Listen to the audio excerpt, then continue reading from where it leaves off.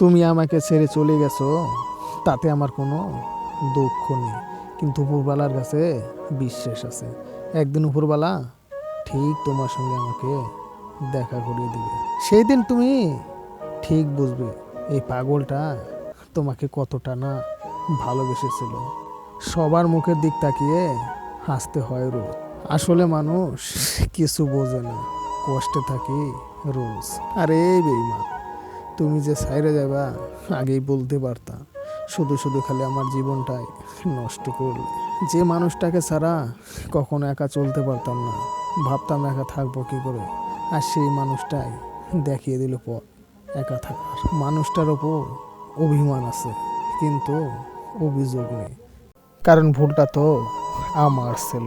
আমি তাকে ভালোবাসতাম, সেই মানুষটা আমাকেই ঠকিয়ে গেছে।